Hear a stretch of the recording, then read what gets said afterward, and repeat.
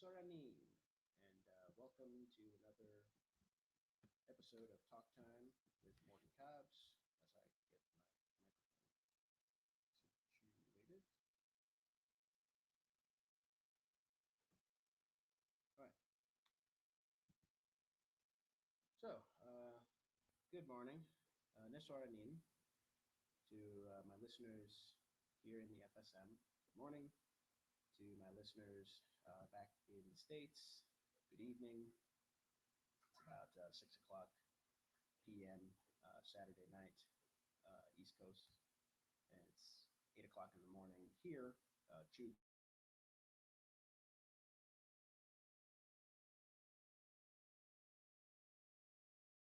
battling a cold.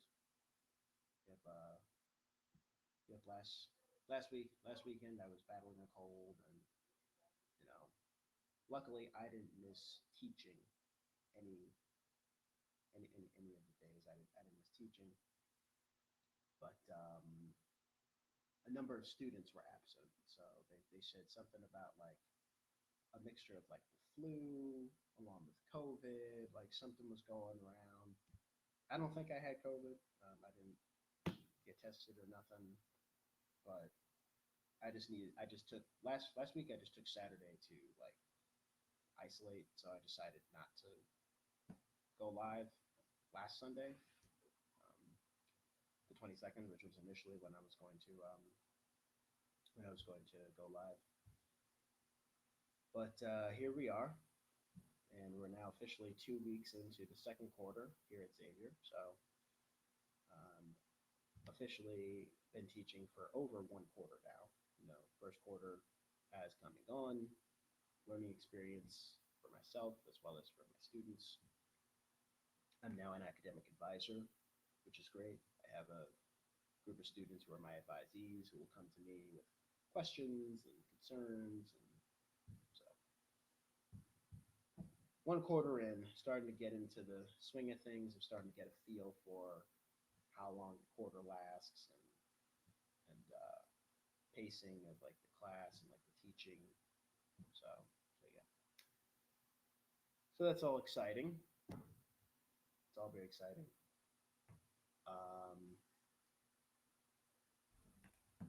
Let's see.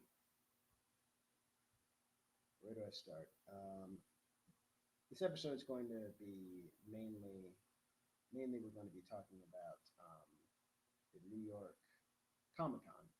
Yeah, New York Comic Con, which was, gosh, maybe like 2 weeks ago, and but a lot has happened since we last spoke, so let's just dive into it. Ahsoka Part 8, The Jedi, the Witch, and the Warlock. I feel like I haven't watched that episode since it came out, but season slash series finale for Ahsoka. We see Ahsoka and Sabine and Ezra pretty much escapes with Thrawn, and then he like steals a TIE fighter, and then he regroups with Hera and Chopper. So I think that the Ahsoka series was a fun series. It's a fun series, fun show on its own. I mean, the title of the season finale. I mean, the Jedi, the Witch, and the Warlock is definitely from the Chronicles of Narnia. Um, how perfect that today is Sunday, and for the SNL about Lazy Sunday and the Chronicles of Narnia. um, yeah, Chronicles of Narnia, The Lion, the Witch, and the Wardrobe. I haven't read a single one of those books. I've only seen the first movie.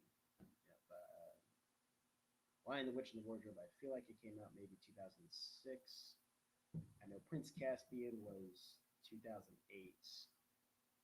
I never saw that one. Yeah, that one I never saw. I've seen maybe the opening of it. I've seen like the first 20 or 30 minutes.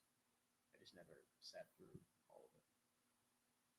And then Voyage of the Dawn Treader was the third one in 2010. Never saw that one. Apologize if my sound a bit congested.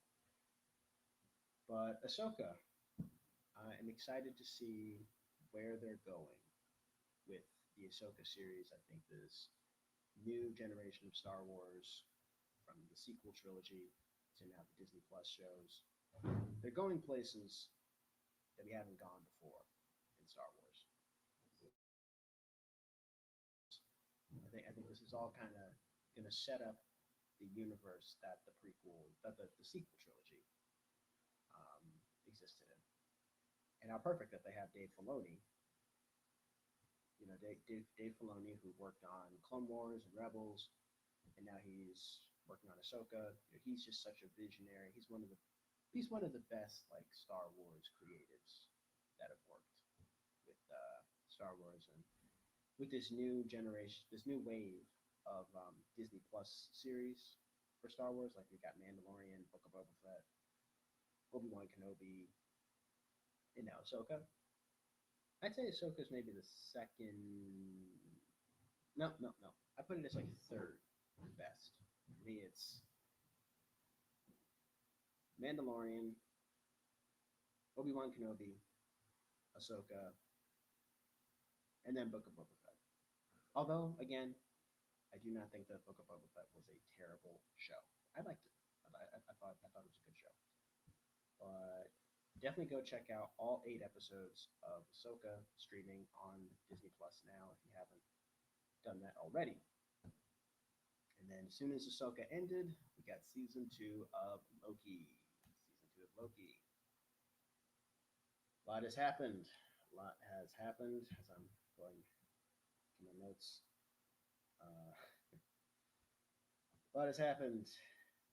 Loki, you know, we see the TVA, and it kind of picks up right where season 1 left off, and Loki's sort of time slipping in and out of time, and he meets Ouroboros, who's played by Ke Huy Quan. Ke Huy Quan, who also starred in another multiverse movie, Everything Everywhere All at Once, a movie that I will watch at some point.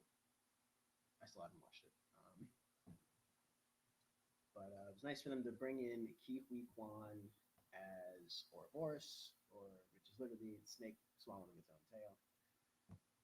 And apparently there's like a guidebook for the TVA that Ouroboros literally wrote the entire book. He wrote the book on the TVA essentially, and apparently the like timeline was going haywire, and he said how only the temporal loom of the person who created it, of the person who created the TVA, can actually go out there and like shut it down. And of course, we know that the person who created the TVA was He Who Remains, who was a variant of King the Conqueror. He Who Remains, who, if you remember from season finale of season 1, was killed. He Who Remains, played by Jonathan Majors, who was killed. You know, He Who Remains was killed at the end of season 1 of Loki. So now episode 3, 1893. That was a fun episode. I like that episode because it's like they went back to 1868 and found a young Victor Timely. Victor Timely, another Kang variant. Probably my favorite Kang variant that we've seen on screen. Because again, Jonathan Majors, he's just such a brilliant, brilliant, brilliant actor. I am so praying for an innocent verdict, and that he can stay in the MCU, and that he makes it to Kang Dynasty. You know, his whole case, his whole mishap has just been ridiculous at this point. His now ex-girlfriend has actually been arrested. She's been charged with assaulting him. I saw on, I think it was either the Shade Room or one of those Instagram platforms. But yeah, you know, Jonathan Majors.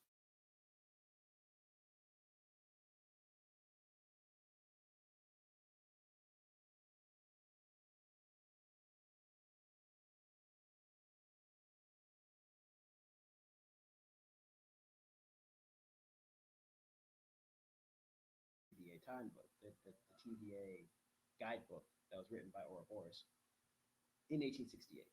And then 25 years later, 1893, at the World's Fair in Chicago, at the Chicago World's Fair, which was a place where folks could just show off their inventions. You know, he has a presentation where he demonstrates his like time machine temporal aura device thing, and he kind of comes off as, I guess if I were to compare him to a real life inventor, maybe Nikola Tesla. Yeah, he's kind of like the Nikola Tesla of that universe. You know, having all this like advanced knowledge that's ahead of its time. You know, back in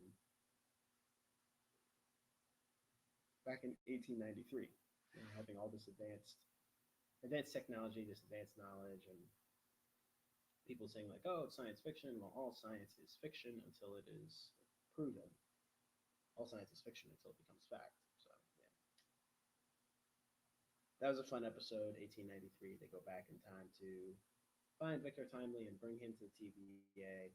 And then in episode 4, the episode that just aired, we had they scanned his temporal aura, which matched that of He Who Remains, and he goes to try and shut down the malfunction that's happening on the sacred timeline, and then he pretty much gets disintegrated. So, so yeah, that he pretty much gets disintegrated. So that escalated. If any of you saw my initial reaction, I posted on TikTok, posted on Instagram as well as TikTok and Threads. So follow my Threads account. I am starting to post more on Threads.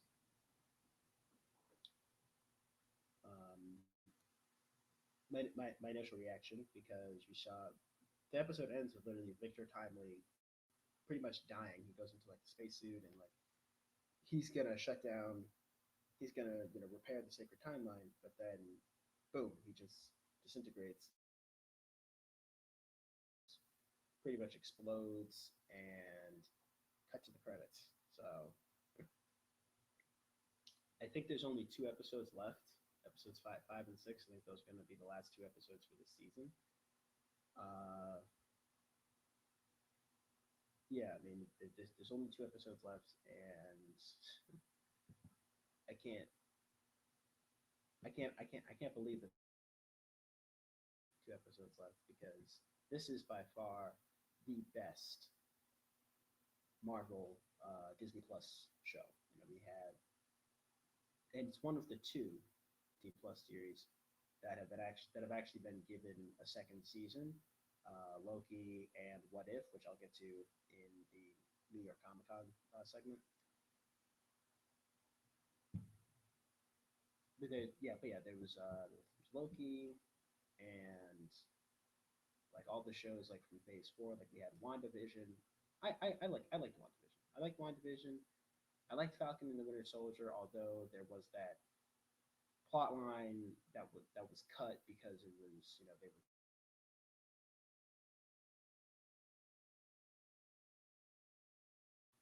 decided to cut that plot line. I don't know if we're ever going to get the pre-COVID cut of Falcon and Winter Soldier. I think that was a fun show, nice way to set up Sam Wilson, Captain America. Fun miniseries. Then I'm trying to think what else was next. There was Loki. There was Marvel What If. Marvel What If, I feel like, is a show that can never end. There's endless possibilities.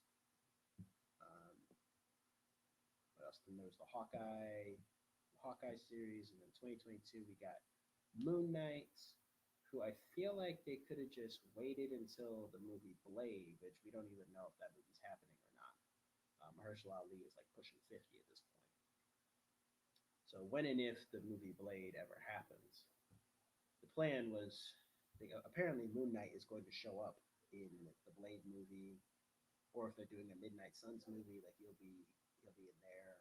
He'll be in that movie as well. I feel like they could have just introduced him in Blade and then given him the series. I think that that's why WandaVision and Falcon and Winter Soldier and by Loki, even Loki for that matter, have worked so well because these characters have been introduced on the big screen.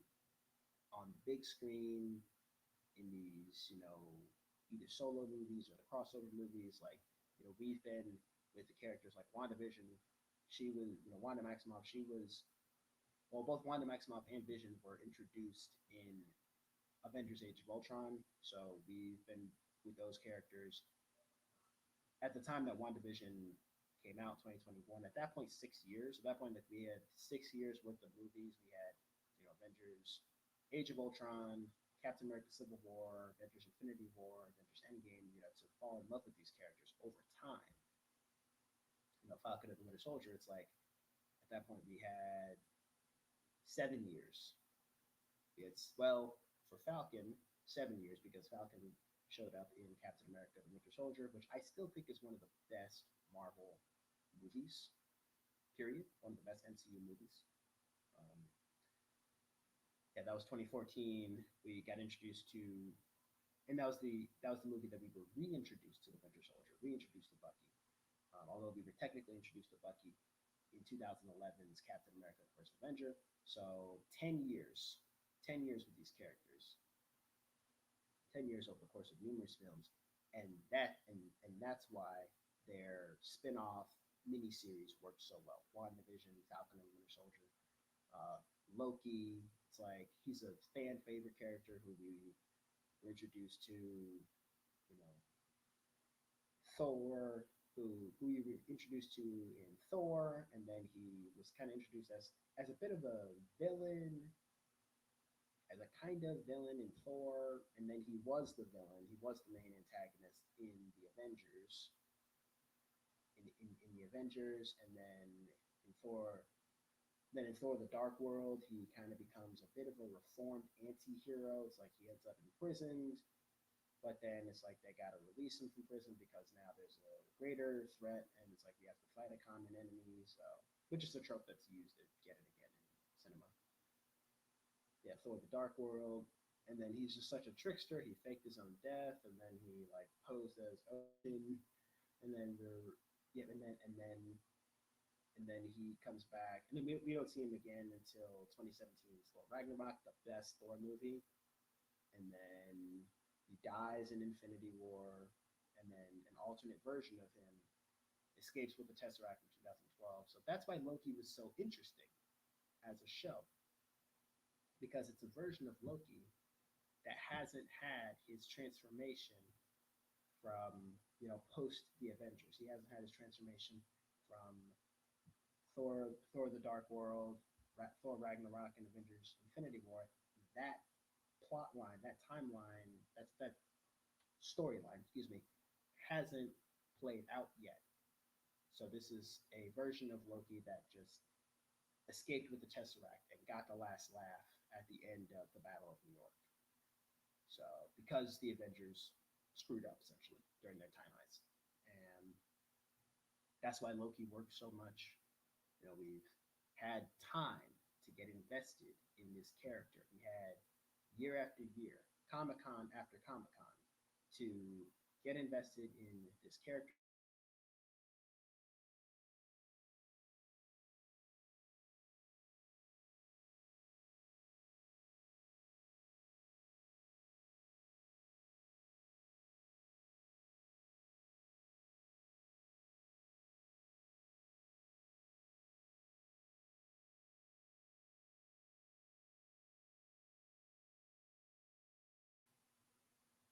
Hawkeye series, which was kind of like a Die Hard esque, sort of Christmas vibes, uh,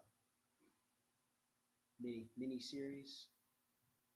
Takes place around Christmas time.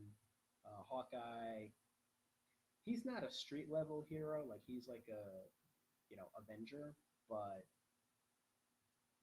it's like he's an Avenger, but just seeing him kind of just on the road, just like living his life, being a dad, and you know, and that show worked so well because we again have had time to get invested in him as a character, the character who cannot seem to retire. You know, he's attempted to retire multiple times. It's like we're introduced to him in Thor. That's when we first see Jeremy Renner as Hawkeye. He doesn't do anything in that movie. And then he's one of the Avengers in in in the Avengers, or as it's known in the UK,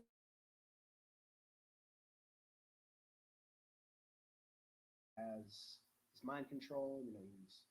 He's then has he's then brainwashed by Loki, and he becomes one of Loki's minions, and then he joins the good guys again. So seeing him assemble with the rest of the Avengers at the Battle of New York, and then seeing him, we don't see him again until Avengers: Age of Ultron. Yeah, we see him again Avengers: Age of Ultron, and seeing how like he has had a family this whole time. He's had a family off the books this whole time, and at the point that Age of Ultron rolls around, Shield no longer exists technically because I guess you could say Captain America: The Winter Soldier is like Avengers 1.5, kind of. You know, does star two Avengers and introduces Falcon. It's one of the more consequential films in the MCU, so no Shield. And Clint has had a family off the grid this whole time. So, and he's got a son, a daughter, and another son on the way, Nathaniel. And yeah, Nathaniel. So after the Battle of Sokovia, he retires from his life with the Avengers. He's in full on dad mode. He retires from his life as a superhero. And then he comes out of retirement in Captain America Civil War because apparently Cap needed help, something about the Accords, and the Accords, which were very, very ineffective. um, so he joins Team Captain America, and then for violating the Accords, he first ends up at the RAF prison, but then Cap breaks him out. We see at the end of Captain America Civil War that Steve Rogers broke his entire team out of the raft, and they all escaped. Although the whole Accords deal, it was too tough on Clint's family, so he, along with Ant-Man Scott Lang, took a plea deal where, in exchange for pleading guilty to all of the charges to violating the Accords and whatnot, they were sentenced to 2 years of house arrest as opposed to doing hard time in prison. They were sentenced to 2 years of house arrest so they could still stay with their families. And we saw at the very first scene of Avengers Endgame, we see that Clint was still on house arrest when Thanos happened. He was living peacefully with his family, with his wife and 3 kids, teaching his daughter, you know, Lila, I think is her name, teaching Lila archery. So kind of lighting the next torch in the Barton lineage and the Hawkeye lineage, I guess. And he was living peacefully, and then all of a sudden, boom! He watched his family disappear right before his eyes, and then he became the Ronin. His 2-year term of house arrest was up, and his 2-year sentence was up.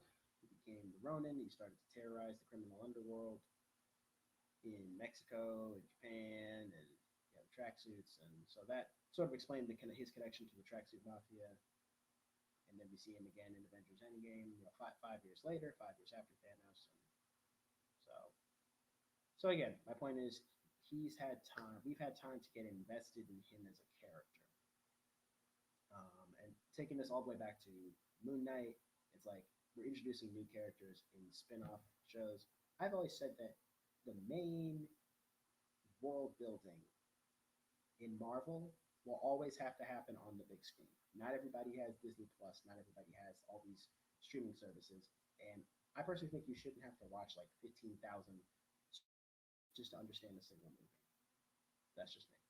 Um, so yeah, Moon Knight. Another example is Miss Marvel. I feel like Miss Marvel they could have just, and I know the Marvels is coming out November 10th, and Marvels is coming out in a few weeks. They could have just introduced Kamala Khan in the Marvels. She could have just shown up in the Marvels, introduced her there, and then do the Miss Marvel spinoff series. We've had at least one movie to get invested in her and maybe just do the movie first and then do the Miss Marvel origin story. I think, you know, because again, give us time to get invested in these characters on the big screen. Do the world building on the big screen. Don't be so heavily focused on the streaming service, Disney. If anyone from Disney's listening, and that's my suggestion. Yeah. So, well, on to the main event. Main event for today's live stream. New York Comic Con was a few weeks ago, and we got a lot of updates. I've narrowed it down to, I guess, Watch Mojo's top 5 updates. Top 5, like, big reveals, big trailers from New York Comic Con. One of these days, guys, I'm definitely going to go to. I haven't been to a single comic book convention, haven't been to a single Comic Con. I know in Connecticut we have this WonderCon, and I actually think that Prestige and Easy Blues from Behind the Brand podcast, the podcast that I was actually on back in July before I left the States. Go check that episode out that I did with Prestige and Easy Blue Behind the Brand. I think they were at WonderCon, which I think is usually at Mohegan Sun. It's either at Mohegan Sun or it's in Hartford. Yes, Mohegan Sun, yeah, WonderCon, and then Terrificon is another one. WonderCon, there's Terrificon. I want to say there's Kineticon in Hartford, and I think one year, I think Kineticon, either 2018 or 2019, they had Austin St. John. Austin St. John, for the Power Rangers fans listening, Austin St. John, he was the very first Red Ranger on Mighty Morphin Power Rangers back in like 1993, I want to say. 1993, like the very first Red Ranger. Yeah, Austin St. John, he was there as a guest of honor. So,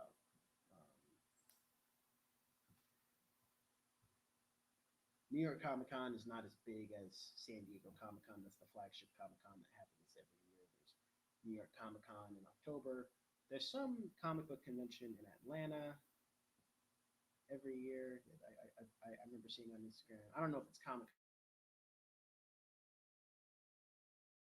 Atlanta. There's London Comic Con. There's Comic Con in London that happened recently. Shout out to Don't Be a Hero podcast. Well, shout out to my listeners in the United Kingdom, listeners across the pond, and to the Don't Be a Hero podcast. Go check those guys out. San Diego Comic Con, that's the flagship one, as I said. I would like to attend in full-on cosplay one of these days. Star Wars Celebration. We have Star Wars Celebration, which I think last year was in London. It was in London last year, this year. So all these comic book conventions I'm going to go to one day.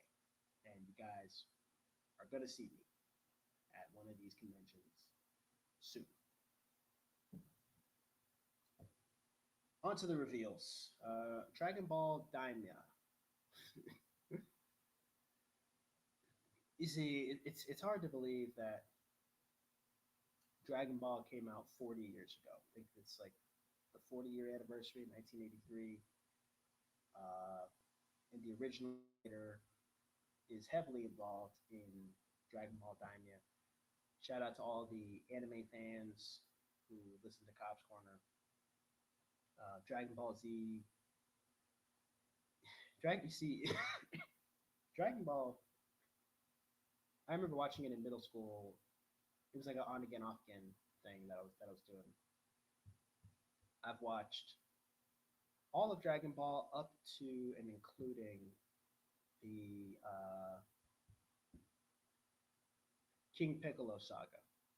Yep, I watched up to the King Piccolo saga, and then I tried watching Dragon Ball Z. I skipped the Piccolo Junior saga.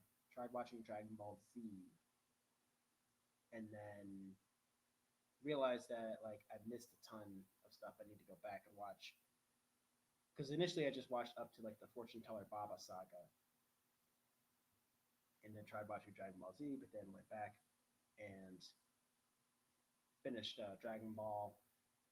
But then just like looking at all the different series that there's been Dragon Ball, Dragon Ball Z, Dragon Ball GT, which apparently is not official canon. Apparently, like in Japan, they don't recognize Dragon Ball GT as official canon. I remember Dragon Ball Z Kai, as it was known in the United States, it was called Dragon Ball Z Kai. I think outside the US, it was called Dragon Ball Kai. I remember that on Nicktoons.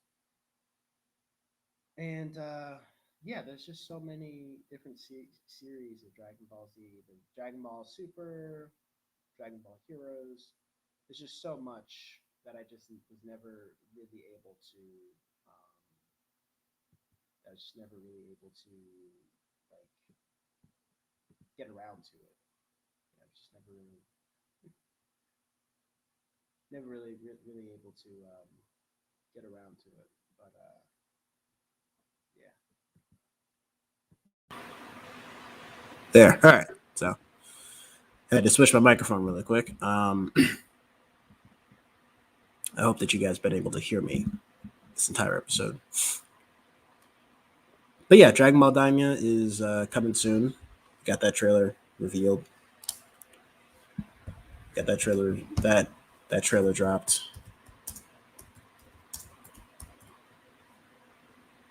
That trailer dropped during New York Comic Con. It's coming fall 2024, 40 years after the original Dragon Ball manga began publication. Right, so the Dragon Ball manga started 1983. So 40 years later, it's an entire I would say maybe two generations of us. I'd say maybe millennials and Gen Z. You know, two generations that have grown up with. Excuse me. This beloved franchise, this beloved anime. I am gonna anime out there, and I want to say that the second longest running anime is Pokemon, because Pokemon is also an anime that's older than me and is still going. Another anime that I tried watching, I started with Indigo League and I just couldn't stick with it. and then there's all the movies and stuff, so it's like, yeah. So check out Dragon Ball Daimyo when it comes out fall 2024, 40 years after the original Dragon Ball manga began publication. Monarch, Legacy of Monsters. Monarch Legacy of Monsters is a television series coming to Apple TV Plus November 17th. So mark your calendars. It's coming soon. After the world-shattering revelation that monsters are real, two siblings follow in their father's footsteps to uncover their father's connection to the secretive organization known as Monarch. So apparently there's this organization, Monarch, that knew about monsters. This is kind of like a MonsterVerse movie. I actually might check this show out and let you guys know what I think. I do have Apple TV Plus, and yeah, it is coming soon. action fiction is the official genre, and I know that the show stars both Wyatt Russell as well as Kurt Russell. Anna Sawai, Kurt Russell, Mary Yamamoto, Ren Watabe, Kiersey Clemens, Joe Tippett, Elisa Wasowski, Andrew Holmes. So it's got a pretty stacked cast. Kiersey Clemens. Kiersey Clemens was in The Flash recently. She was in The Flash recently. She was in Dope back in 2015. I remember her as the girl from Dope. Hearts Beat Loud. Yeah. Iris West. She was Iris West in The Flash recently, which was a flop. But we will see the Hollywood duo of the Russells, Wyatt and Kurt Russell. They'll be playing the same role, the same character, but I think Kurt Russell will be playing the older version of that character in the present, and then Wyatt Russell will be playing that character, the younger version, in the past. Lee Shaw. Yep, Lee Shaw. Kurt Russell will be starring as Lee Shaw. Wyatt Russell will be starring as the young version of Lee Shaw. I've never been the biggest kaiju person. I did see Pacific Rim when it came out 10 years ago. I thought it was a fun movie. I heard Pacific Rim Uprising was terrible, and yeah, I heard Pacific Rim Uprising was not good. I haven't seen Godzilla, King of the Monsters, or Kong versus Godzilla, or nothing like that. Yeah. But yeah, Monarch Legacy of Monsters looks like a pretty good show. So I'm definitely going to be adding that to my list, November 17th. And I haven't really reviewed any shows on Apple TV Plus. I realized that's a streaming service that I've had that's a streaming service that I've had that I haven't really used as much. So in the future, I will probably talk more about movies and shows, because I realized that's a streaming service. That's the one streaming service I haven't talked about any of the content on Apple TV Plus. I can confidently say, go back and listen to any and all of my previous episodes. I can pretty much say with almost absolute certainty that I have not talked about a single movie or show from Apple TV Plus. So apologize to my iPhone users, my iOS devices. Apple TV Plus, I will definitely be reviewing more of the content there. My calendar is marked for November 17th. Now, Kurt Russell did say in an interview, I think it was like last year, that he was ready to retire from acting. Now, Kurt Russell is, how old is he? He is 72 years old. 72 years old. And his son, Wyatt Russell, who's 37. His son, Wyatt Russell, is 37 years old. Wyatt Russell just made headlines as John Walker. He was John Walker in Falcon and the Winter Soldier, and he was amazing in that role. I can't wait to see him again as John Walker. And yeah, can't wait to see him again as John Walker. So yeah, his son's career is taking off, and I think this is a nice way for there to be sort of a lighting of the next torch. Seeing him and his son star in the same role at two different points in time. I do love seeing Hollywood duos like father-son duos, mother-daughter duos. And I would say Wyatt Russell is someone who has made a name for himself. He is not a nepo baby. of Hollywood. I think there's and that term has a lot of negative connotation. I definitely think that there's a positive side to that. I think that the Russells is a positive example of nepotism in Hollywood. And yes, Wyatt Russell might have gotten his start in Hollywood via his father being Snake Plissken, and his father being Kurt Russell. But Wyatt Russell's made a name for himself on his own. I think as he's come of age, he's made a name for himself on his own. He's a very talented actor in his own right. So I'm looking forward to seeing this father-son duo. And Kurt Russell, he's near the end of his career. More recently, Michael Caine announced that he's retired. Michael Caine is retired from acting. Michael Caine, who is 90 years old. He's 90 years old. I know he was in the original Italian Job. I know him from the Dark Knight trilogy.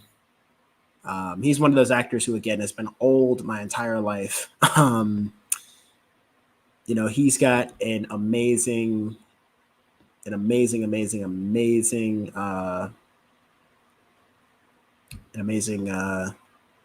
filmography. I just lost the word for a minute. The Great Escaper was his last movie. The Great Escaper. If my Wi-Fi will work. Oh, came out October 6th. Great Escaper, which came out October 6th. So he announced he's retired from acting. James Earl Jones is like 92, 91, 92. He's got a theater named after him. He hasn't announced his retirement from acting, I don't think. Harrison Ford will be playing President Thaddeus Ross in Captain America Brave New World. He's 81. He's said that he's in the sunset of his career. So I guess it's a classic example of you got to know when to say when. And it's interesting to see all these older actors say, actually retiring from acting. Yeah. I feel like that's kind of like a new thing. So who knows? This might be Kurt Russell's last role. He was not in Fast X as Mr. Nobody. He was absent from Fast X. Maybe he'll come back for Fast X Part 2. Who knows? But, 72 years old. You got to know when to say, all right, how much longer can I really, do this? That sort of thing. So catch Monarch Legacy of Monsters on Apple TV Plus November 17th. Orphan Black Echoes. Orphan Black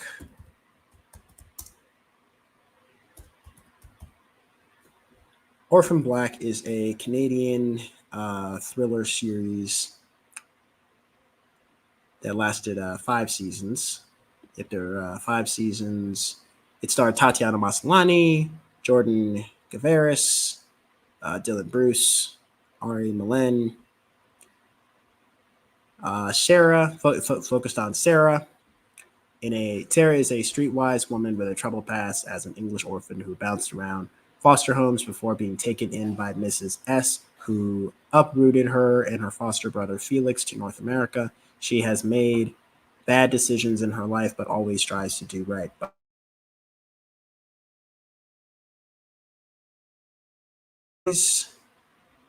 Science fiction, biopunk.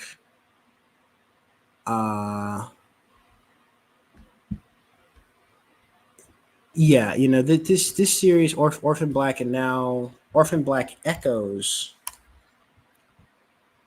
Yeah, Orphan Black Echoes, which is an upcoming thriller series, upcoming American science fiction thriller television series created by Anna Fishko, based on the original series created by John Fawcett and Graham Manson. The series stars Christian Ritter and is set in 2052 in the same universe as Orphan Black. So something about clones, and I saw the trailer for this. Saw the trailer for this show, and I thought it was pretty interesting. I don't know if I'm gonna actually review this or not, but Orphan Black Echoes is set to premiere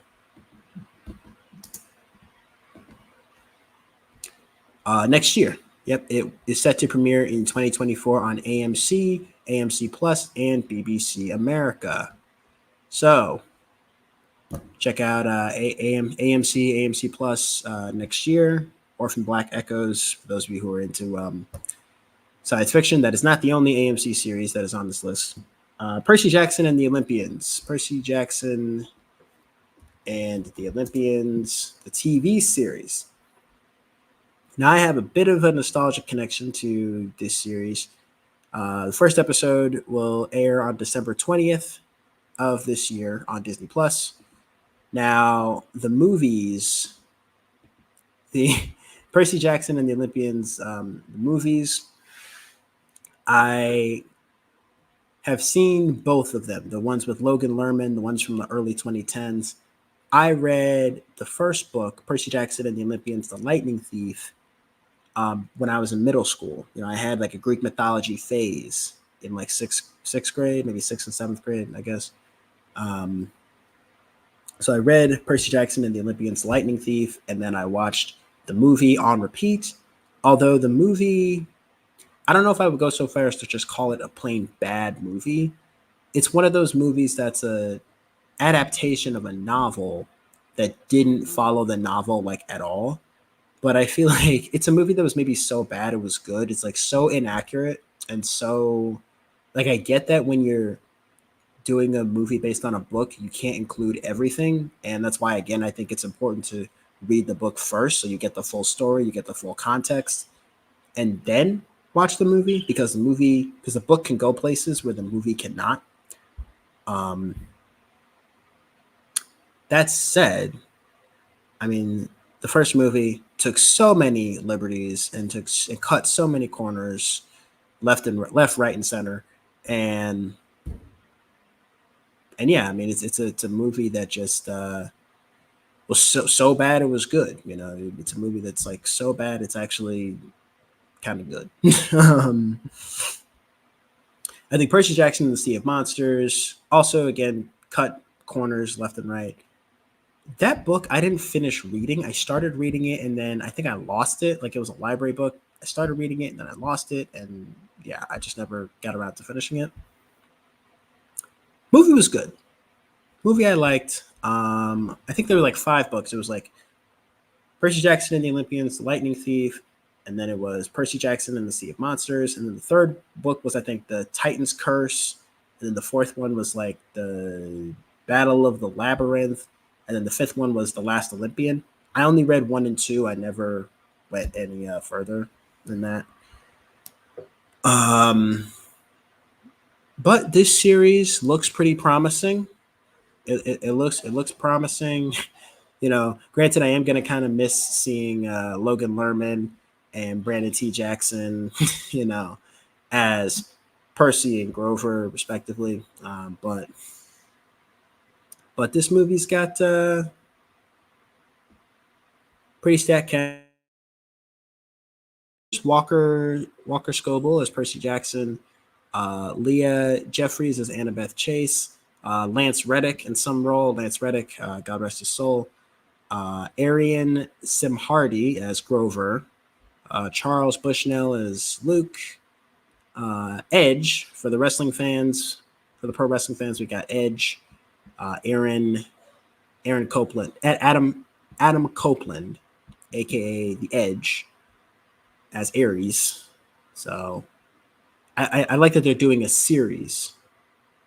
I like that they're doing it as a series and not as a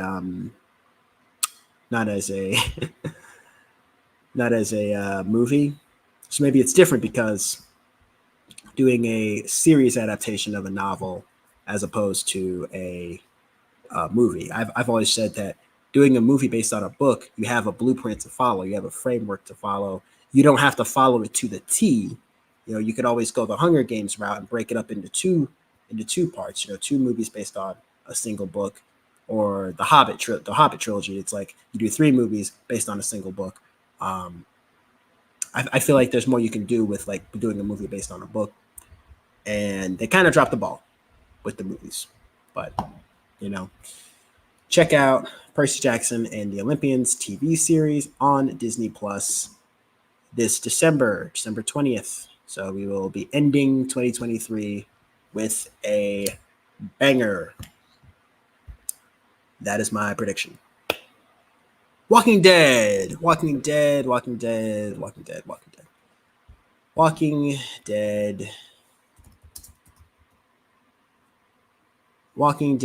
has been around.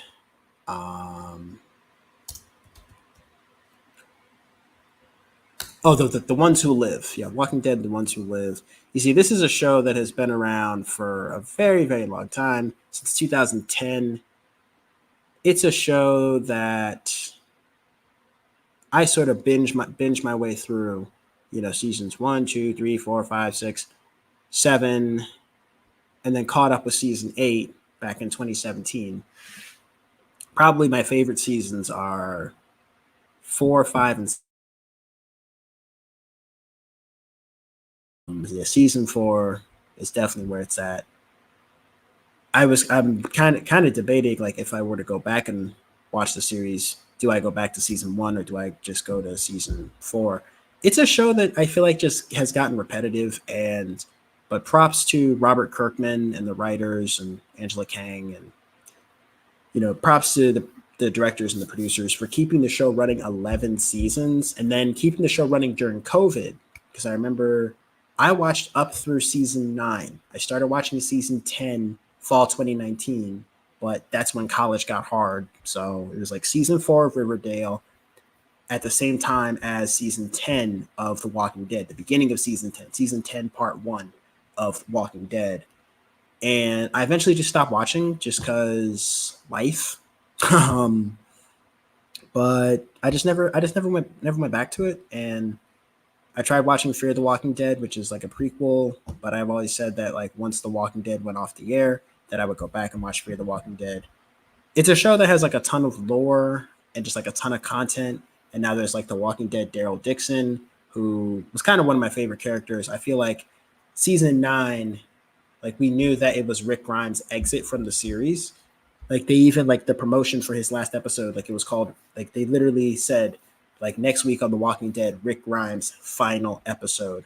So one of my theories was that the show was going to focus on Daryl Dixon, that Daryl Dixon was going to be like the new, like, main character, the new focus of the show, because Rick was kind of the main character. Like, we are introduced to this Walking Dead universe through his eyes. He ends up in the hospital, and then there's that first episode where he escapes from the hospital, and then he finds Morgan, and the rest is history, as they say. And then Rick Grimes exit from the franchise, exit from like the main show, but we knew back in 2018 in season 9 of The Walking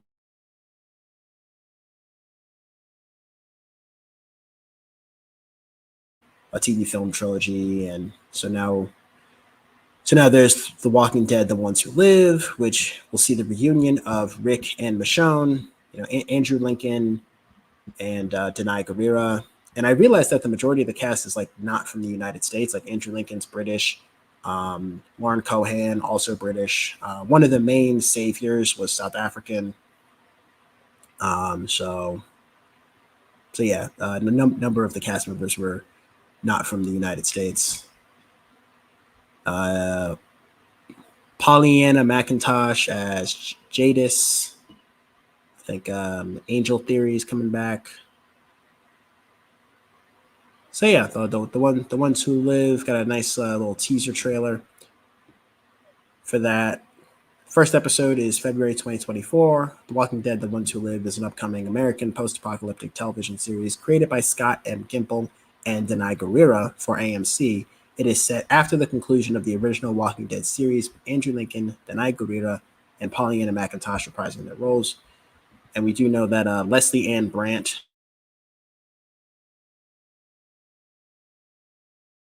overly familiar with the series because I am not all caught up. So maybe I will go back to season 4 and binge. I know all 11 seasons are on Netflix now, so maybe I'll go back and binge watch all those, and then catch up with Fear the Walking Dead and Walking Dead Daryl Dixon, and so it's just a lot of stuff to watch, guys. Okay, gotta pick and choose, you know. Lastly, for New York Comic Con, I think it was at New York Comic Con, we got What If Season 2. Got a I think it was exclusive content, exclusive footage only shown at Comic Con, so that footage has not been released to the public. And I'm kind of quoting Emergency Awesome, who had kind of broke the news. Apparently, there will be another season of What If. I love season 1.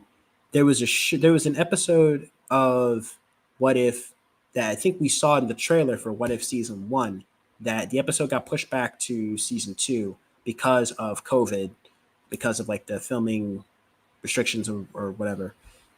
The episode where it's like, what if Gamora had like defeated Thanos, and they have like this device that like crushes Infinity Stones, and we see at Nidavellir, we see Gamora along with Tony Stark, who apparently, like, Tony Stark, he crashed on Sakaar, so he's got like a Ravager armor. So there's apparently an episode, what if Nebula joined the Nova Corps? So this version of Nebula probably actually joins the Nova Corps and becomes good, essentially, maybe like after the first Guardians of the Galaxy. So as I said before, like, what if they can go anywhere? Like, there's infinitely many possibilities. They can go so many different places with this show, What If, and I'm really, really excited to see where they go with Marvel What If, because season 1 was so. We still got the Marvel Zombie series in the pipeline, which I've heard will be Marvel's very first TVMA series. We know that in the MCU, there hasn't been a single R-rated movie yet. I think Deadpool 3, which I think the release date was changed again. It was either pushed back or, I think it was pushed back again. I'm not sure what the new release date is. But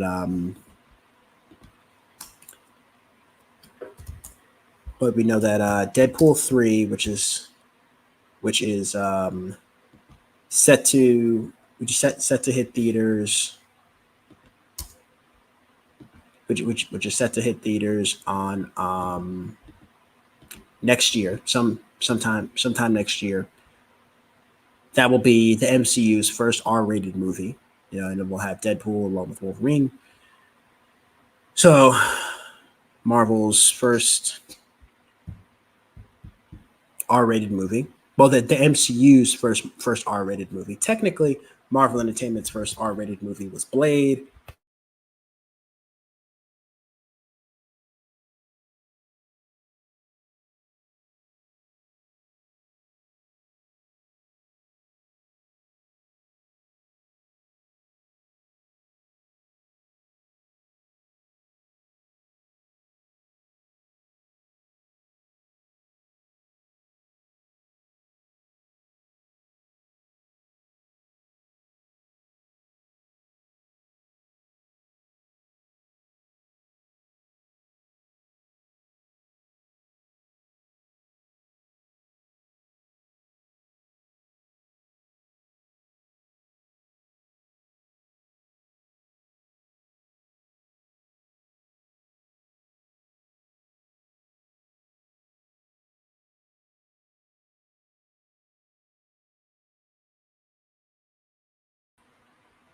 Ah, there we go. And I'm back. Yeah, sorry, I think that the Wi-Fi just like went out entirely for a second. But we are back, and I promise we're almost done, guys. And so What If Season 2, Disney Plus series will reportedly come out around December 25th. THR notes, whatever THR is, notes that the series was originally set for an early 2023 release, which was obviously missed and will now debut around Christmas Day. The animated series won't be holiday themed, though, as it is just how the production schedule lined up. So apparently, What If Season 2 is coming out around Christmas. What If Season 2 this holiday season. I think there's even an episode like What If Happy Hogan Saved Christmas too. So yeah, Marvel What If. Definitely looking forward to season 2. Looking forward to Marvel Zombies when it comes out. And that's pretty much it for the New York Comic-Con. In recent news, we have lost 2 actors in Hollywood. We've lost Burt Young. RIP to Burt Young. Our thoughts and prayers are with his friends and family. Burt Young. For those who don't know, Burt Young was Paulie. He was Paulie, and in the Rocky franchise. Yep, in the Rocky franchise, he was Paulie in Rocky's. He was in all 6 of them. Yep, he was in all 6 Rocky movies, and he unfortunately passed away at the age of 83 on October 8th. Yes, Richard Murray, known professionally as Burt Young, was an American actor, author, and painter. He played Rocky Balboa's brother-in-law and best friend, Paulie Panino, in the Rocky films. His performance in the first installment of which earned him a nomination for the Academy Award of Best Supporting Actor. So, Young died October 8th in Los Angeles. His daughter, Anna Murray Steingizer, told the New York Times on Wednesday, "No official cause of death has been given. Our thoughts and prayers are with the family of Burt Young." We've also lost the actor of Shaft, the original actor of Shaft, Richard Roundtree. Yes, Richard Roundtree. Now, one of these days, I will actually sit and watch the Shaft movies. I know they were kind of from the blaxploitation era. You know, there was Shaft, there was Coffee, there was Richard Roundtree, there was Pam Grier, that whole time period. He died October 24th at the age of 81. So Richard Roundtree was an American actor and model who was better known for his portrayal of private detective John Shaft in the 1971 blaxploitation film Shaft and 4 of its sequels: Shaft's Big Score, Shaft in Africa, its 2000 sequel, and its 2019 sequel, as well the eponymous television series. Yeah, so there was a Shaft television series, and so yes, Richard Roundtree, sort of, the character of Shaft and the blaxploitation era. So, RIP to Richard Roundtree. Again, our thoughts and prayers are with the friends and family of Mr. Roundtree. Movies like Shaft, Shaft's Big Score, An Eye for an Eye, 7. So, yeah, Richard Roundtree. Last bit of news before we log off for today. Werewolf by Night is in color. So check out Werewolf by Night in color. I posted a photo on Instagram. Werewolf by Night is officially in color. Let me know what you guys think about it. I personally prefer the black and white version. That's just me. Yeah, Werewolf by Night. Officially in color. So go check that out. Thank you, everyone, for listening. If you made it to the end of this episode, I greatly appreciate it. And do not forget to like this video, comment down below your thoughts on anything we covered today, and subscribe to the channel. We are at 83 subscribers. I just want to say thank you to each and every one of you. We are at, let's see, now we are 83 subscribers. We're at 83 subscribers.